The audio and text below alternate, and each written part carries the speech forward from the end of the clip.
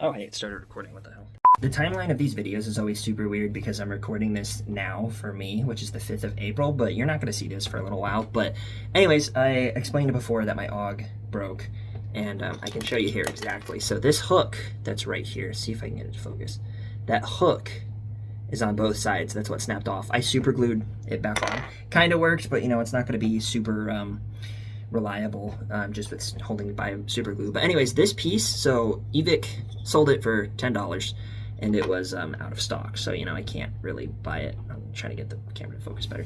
I can't really buy it if it's out of stock, so instead of buying a $30 piece of that, I went ahead and just bought this for $35, brand new body. It comes with the mag release and it's all in there working properly.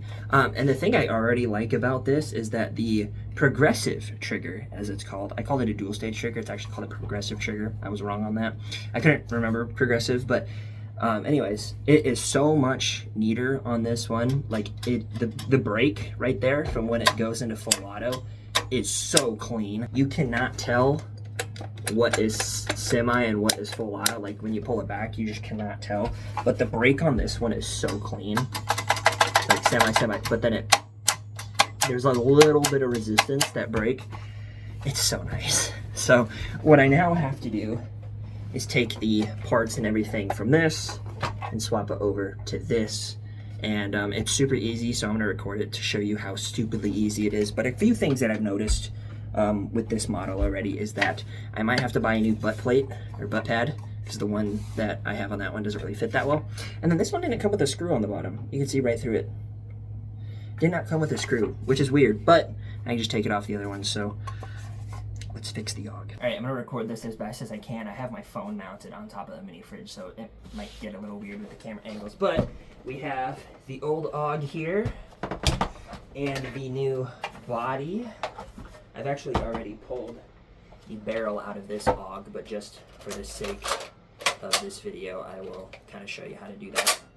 So you want to make sure that there's no magazine in the replica. You pull back the charging handle and lock it up here, just like you would with like an MP5 or something like that. This switch that's right here, this little lever, you push down on it, and you simply twist the barrel counterclockwise, just a little bit. Don't try to force it because it only goes up so far. And then the entire barrel assembly slides out like that. You got your hop-up unit here, which is proprietary to AUGs, outer barrel, inner barrel's in there. And this is a little grip that I attached to it. It's not meant to take this kind of grip, and as you see, it swivels, but that is a normal M-lock grip that just happened to fit on it, and I thought it would be funny to put. So that is now disassembled. To take apart, this is actually really funny, the select fire. Now, it's not really a select fire, it's more just a safety. Because this doesn't come with a safety. I was like, oh, hey, I wonder how you do that. This is how easy it is. Watch. You just push it. Just push it right out. It comes right out. So that's really funny. One other thing I noticed about this doesn't have a QD mount like this one does. So I might have to figure something out to do with that. But anyways, to disassemble the body and basically separate the lower from the upper, there's this tab right here, and I don't know if you can see that very well, but all you gotta do is just kind of push it out of place and the entire upper will separate from the lower. This is really hard to show on camera. We're gonna drop the charging handle, and you're not supposed to push these out all the way, but considering that I'm switching it over to the other gun anyways, it doesn't matter. So you push that out all the way, but then there's also a metal plate that's in there that you need, and this just fell out too. I'm assuming that goes with the select fire, which is fine. But then this entire top part just comes out. This is your, essentially your upper, your charging handle is and everything like that. So that is gonna go back on there. And then to take the gearbox out, there are simply 2 Phillips head screws that need to be removed. So just 2 Phillips head screws. Again, not sure how well you see that on the camera, but it's okay. And then once that's done, this plate back here can come out of place. And then your gearbox should just slide out of place and fall apart on me. That was kind of weird. Okay, so yeah, so it also comes with this fake mock bolt, and then there's a couple springs and stuff that I think just fell out, but these are really easy to put back together. So I also have to remove the track that works as the feed lips for the magazines, and that does not come in this body, so that just slides right out, and that's where your magazines feed from. Otherwise, this is now a completely empty body, and that's how easy it is to disassemble, with the exception that I do need to take this screw out because, once again, like I said, it did not come on the other body. So I got OD green just to kind of make it look a little bit more like a traditional AUG. So there's going to be a little mix of OD green and black with this gun, but that's all right. It's going to look cool. So there it is, fully disassembled. The only thing is we're not going to get these M-lock slots, or these Picatinny slots, and then no QD on the side, which will be weird. I don't know how I'm going to attach a sling to this now, unless I can like put a QD thing in there. But for right now, what we're going to do first is we're going to attach the screw to this. And now we just essentially repeat the process, but backwards, to put everything back in the AUG. Putting the spring and everything back on this gun. This track in first. So where did it go? Right in there. Yep, I see it. Okay. You gotta kind of bend it in and flex it in a little bit. It's a little weird. Yep, got that in there. So you see the bottom there, that's where your magazine feeds in. So I can put the gearbox in now. There's a part that actually fell off the gearbox. That's why it, so that must go right there, which then goes there, down like that. And then this goes there. Yeah, there we go. Figured it out. That's just super sensitive, so you do not want to do what I just did. But anyways, this gearbox now slides carefully. Do the trick, I think. Gearbox goes in nice and slowly. It's gonna take a few tries. Sorry guys. Okay, so it's in nice and good here. The fake bolt matches with the ejection port, and you can see it in the back here. It does fit. It was just, you know, it's a tight fit. This is a brand new body, so I was kind of afraid that it wasn't going to fit for a second. But that's what we have so far, so we're going to screw that back plate back in there and then go on from there. So the back plate is now in. Let me turn my flashlight on my phone. Here you go. So it's literally just those two Phillips head screws. I'll zoom in on there. Just those two, that one right there, and that one right there. My cat is trying to narrate with me. But those two Phillips head screws is literally the only thing that holds this gearbox into place, besides the custom fitting of it inside of the body. So we're going to go ahead and get the upper back into the lower. I don't know if that's technically what it's called on an AUG, but that's just what I'm going to call it because it's, you know, what I'm familiar with. So this should, in theory, just slide on in. I am a little bit nervous about fitting it with some of these parts because this was an Army armament AUG, and I'm currently trying to mate them with a G&G, or not G&G, I think it's a JG OEM piece, but you know, it's just tight fitting, it's brand new, it's just, it's different, so. Did that work? I don't. No, I mean, it's on there, but it doesn't really seem like it's on there. I think it's supposed to be. I think it's just tight because of the piece up here. But get it down in there.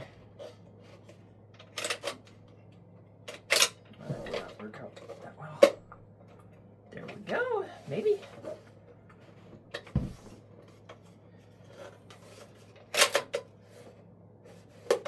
That seems like it is doing its job. The only thing is, you can see there's a bit of a gap between the two receivers, and I locked that to the rear, but it's not really going forward, so that seems to not be doing its job, which isn't the end of the world, but let me see if I can get this on there a bit more. There we go. Now it's on there. Just took a little bit of push into. So something's up with the spring back here, but that's okay because that's not important. That two-tone green and black, that looks sick. I don't know how well it shows up on camera, but man, that looks good. Oh, here we go. Now it's closed. There we go. And we just needed a little break in. So now we can reinstall this. Yeah, I think you do it from right to left.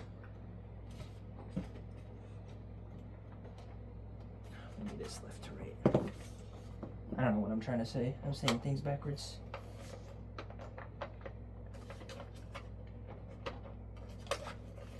Come on, I know you want to go home. Let's go the other way. No? So I think I actually have figured out the problem why this won't fit. So if I line this up properly, you can see in the upper right, and I'll put a little circle over it, that is actually blocking the piece from being able to fit in. So I might have to see about like filing that down or something. I think that has to do with the magazine release, or the feeder, I mean, that's like up in here, where the feed lips are. It's kind of hard to tell, but I think that might be it. So after some investigating, I was going to try to take this whole thing apart because I thought it was the mag thing down there that was getting in the way, but it's actually not.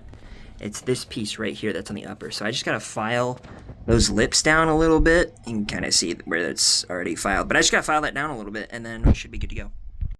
So as you may be able to tell with the metal shavings everywhere, I got it sanded down, and it now fits in there. So just got to make sure that that bottom clip gets put in place first, and then you slide that back in there. But there we have it so far. So I'm learning this kind of as I go, but I got the select fire / safety thing in place. And similar to the notch back here, which is with this part, it has this metal piece. There's one that is also right there. You can see it right there. So that piece I actually just lost inside of the gun. I had to take apart the entire gun. It was stuck to the fucking magnet in the motor. And because of that, it was stuck inside of the gun. I just spent probably the last half hour, 45 minutes, just trying to get the gearbox out. But now that I have that in, I get the gearbox and everything back installed. Okay, so we've basically reversed the process of taking it apart. Because this body is like new, factory finished, new, it's very tight. There's some parts in it that did not fit very well, and I had to kind of hammer them in place, literally. I have a full AUG to show you, and there's one special part that I did not show you guys. So guys, this is Agatha, and yes, I did get a proper I got a longer barrel for it, and the grip that was full. It is black, it's not OD green, but the black and green contrast looks fucking sick. I did put a tracer on it just to see, you know, if it was 14 millimeter negative, which it is, but what I will probably do is get the correct flash hider for it. So probably use this barrel for outdoor gameplay, and then I can easily switch the barrels and use it for indoor gameplay. This is still, it's pretty tight. I kind of gotta fuck with it a little bit to make sure I get it loosened up, so I can switch out the barrels, but tiny barrel. Can use that for indoor gameplay or, you know, whatever, but there it is. Agatha. So Agatha has these holes in the stock, which are meant for like pushing body pins in it when you're disassembling guns that, you know, hold it together so you don't lose it. It has it on the other side too, and all I did was just drill an extra hole in the bottom there, and then I fit the pins in the stock. So now I have an actual sling point, so I can drop it. The funny part is when I drop it, it hangs all the way down here, and I would feel more comfortable if it was like, you know, hung up here. So what I'll probably do is just single pointed right now, but get a Picatinny adapter, put one on the side there, or one down here, or something like that. Because when it hangs all the way down like this, like, it looks kind of weird. It feels kind of weird too. I gotta reach all the way down to grab the pistol grip, or I'm gonna grab it right here, grab it up, and the mag release is right there. I could accidentally eject my mag just trying to bring my gun back up, but at least it has a sling point now. I can drop it without having to physically put it down like I was doing all weekend. So I did all of that work. Was it for nothing? Did it work out? How does the gun perform, you may be wondering? Well, I'm happy to say that the gun does shoot very well. With a 7.4 volt LiPo battery, I was able to get between 1.2 to 1.3 joules with 0.32 gram BBs. As you see, we are at the Asylum up in Sheboygan, Wisconsin. I did use the gun for a little bit on Saturday while we were playing, and I have decided I am going to go ahead and HPA this rifle, which I may have mentioned in the past. I really don't feel like replacing it with a different AUG, because then I would just have this one lying around for spare parts or trash or whatever I would do with it. Right. That's your nade. Trying to look up. I think we have people on the fourth floor.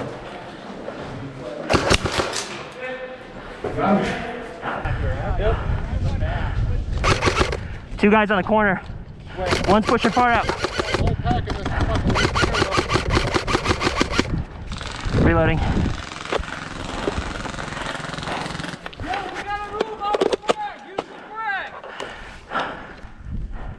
Can you be revived? Yeah. Are you okay, Paul? That was like right between your legs. Yeah, fine.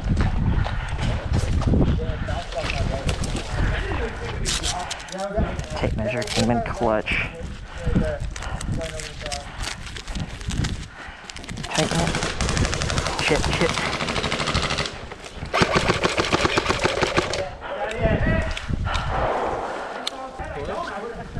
Oh, okay, then we fucking peel back.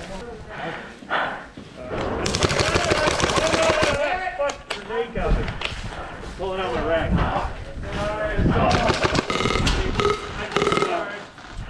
You got me. So I do have one more Central City video to upload from our second round of Conquest, and then I can start getting into uploading footage from Sheboygan. I do have footage from my perspective, Hunter's perspective, Paul's perspective to go through, so I have quite a lot of stuff to look at. It might take me a little while to get those videos rolling out, but it should happen here within the next few weeks. You guys are going to start seeing some content from there. As for future trips, in June we are going to Muscatatuck for Operation Homecoming. Really excited for that. We might be taking a trip up to Black Ops Bristol sometime in May, I would imagine. If there are any game days where Central City or GHOW have anything that I am open, I'm always open to go there as well. So who knows what you guys are going to see from me in the future. Sheboygan's going to take up a lot of time editing everything and making sure I upload everything I want to upload. But stay tuned, leave a like, comment what y'all think down below, and I'll see you in the next one.